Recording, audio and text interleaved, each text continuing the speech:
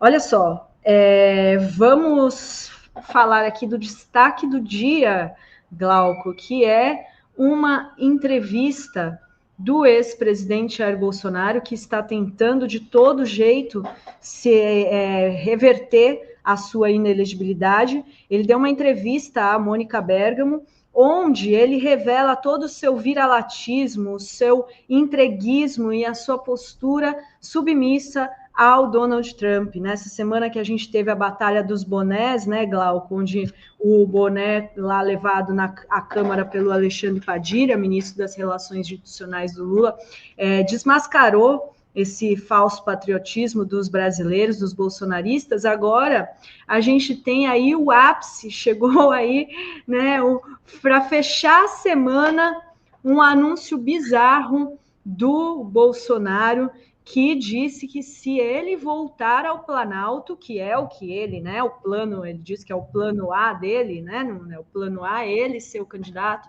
em 2026, sabe o que ele quer fazer? Ele vai permitir que seja instalada uma base militar dos Estados Unidos na região da Tríplice Fronteira, nos limites com o Paraguai e a Argentina.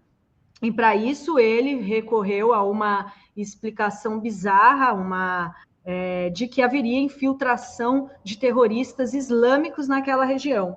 Então, a solução dele é dar uma base militar dos Estados Unidos no território brasileiro.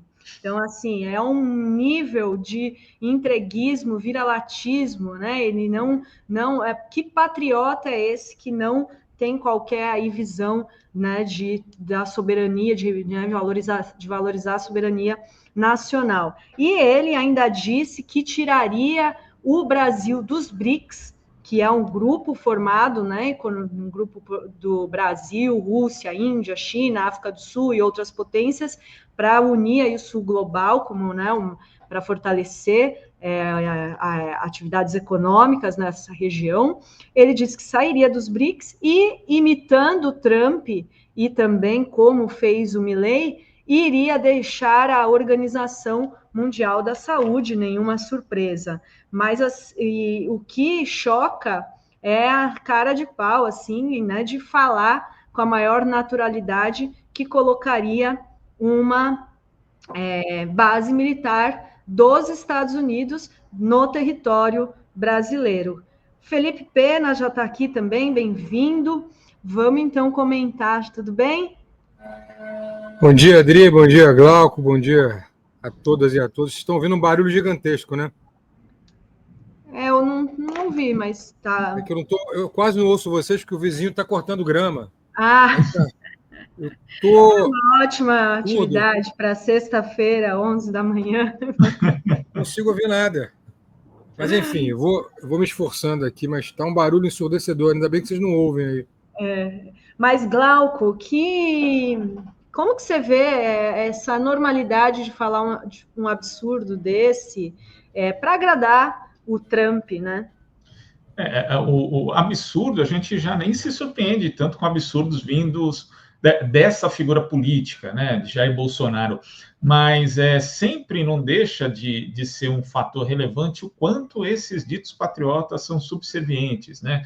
Eles tentam adular o governo dos Estados Unidos, e no caso Donald Trump, né, que Donald Trump hoje ele tem uma competição de aduladores na prática, que vai desde bilionários ali do Vale do Silício até figuras como Javier Milei na Argentina, né, que já anunciou, inclusive, a saída da Argentina da OMS. Lembrando, né, que a saída da Argentina da OMS, o impacto que tem para o próprio país é muito diferente do impacto que tem a saída para os Estados Unidos. Então, esse tipo de imitação é algo que é muito sério, inclusive para as próprias condições da saúde pública do povo argentino. E quando a gente transfere, por exemplo, essa questão aqui para o Brasil, né, do Bolsonaro, no auge da sua ignorância, do seu desconhecimento histórico, ele também não sabe que a parceria entre o nosso país e a Organização Mundial da Saúde não é só uma parceria formal, ela é uma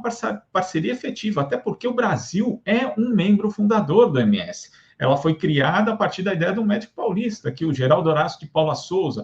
Então, quando a gente analisa isso, né, esse tipo de declaração irresponsável, perde de vista, por exemplo, que a OMS participou do Programa Nacional de Imunização Brasileiro, da própria formação desse programa, e boa parte do sucesso se deve a essa cooperação, quer dizer, a OMS deu esse apoio para o Brasil, e o Brasil, ao mesmo tempo, desenvolveu de uma forma exemplar o combate a doenças que podem ser evitadas com imunizantes, que podem ser evitadas com vacinas, e acabou exportando essa expertise desenvolvida aqui, também por meio da OMS, para outros países do mundo.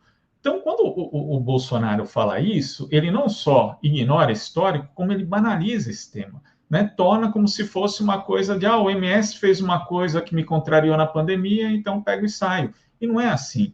Uma coisa que a gente tem que ressaltar desse comportamento infantilizado desses extremistas de direita, é que eles esquecem que os atos têm consequências, né? E a saída da OMS, infelizmente, a gente já vai ver as consequências, os impactos disso para a Argentina, um país que está numa grave crise econômica, com dificuldades, onde o povo ali, principalmente o povo mais pobre, já está enfrentando ali uma série de obstáculos para conseguir sobreviver. Esse tipo de atitude é muito grave, é muito séria. Então, é necessário que a gente aborde isso, né? Que aborde essas consequências daquilo que esses extremistas de direita fazem e pregam por aí.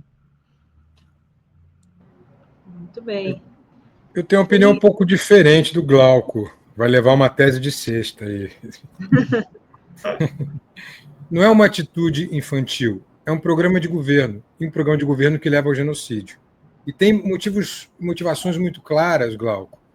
Quando eles saem da OMS, eles estão de forma simbólica dizendo o seguinte: a saúde só interessa se for a saúde nos nossos parâmetros, que são quais? Levar cloroquina, por exemplo, para combater a Covid-19. Negar qualquer coisa baseada na ciência. E está conectada a saída da OMS com a saída do Acordo de Paris, que, por sua vez, também está conectada com a saída da USAID, ou seja, a retirada das verbas do USAID para ajudar países de terceiro mundo. Nós temos, como diz a Sinara, uma bilhocracia no governo americano, comandada por Elon Musk, né? Bilionários que fazem parte de um ministério, que lá é secretaria. Né? Os secretários de Donald Trump são todos bilionários. E para eles não interessa, mesmo que ele tenha 200 bilhões, como é o caso do Elon Musk, que 50 bilhões, um quarto da sua fortuna, seja distribuída por países do mundo. A atitude na OMS é uma atitude negacionista, como é negacionista a atitude do clima. E isso movimenta os algoritmos e os eleitores deles. Na minha opinião, está longe de ser infantil. Está estrategicamente pensado, aí sim, para os infantis, talvez, eleitores de Trump, de Bolsonaro, de Milley, de Viktor Orbán, de todos esses líderes de extrema-direita que são histriônicos e irresponsáveis. Vamos lembrar, 700 mil pessoas morreram de Covid no Brasil. 700 mil pessoas foram mortas, na verdade, porque isso foi um genocídio promovido por quem estava no governo, ao colocar um general de exército como ministro da saúde, a esse ministro da saúde dizer que só obedecia o chefe, lembra? Manda quem pode, obedece quem tem juízo, ao recomendar cloroquina, ao tossir, fazendo ironia com os doentes, vocês lembram disso? Ele imitando que estava com falta de ar, o Bolsonaro, imitando que estava com falta de ar em rede nacional, né? É cruel, mas essa crueldade, ela tem estratégia, ela tem método, Glauco, ela tem método, Dri, ela se dirige a um público que gosta da crueldade, a um público que é tão cruel quanto, a um gado que se locupleta com essa crueldade.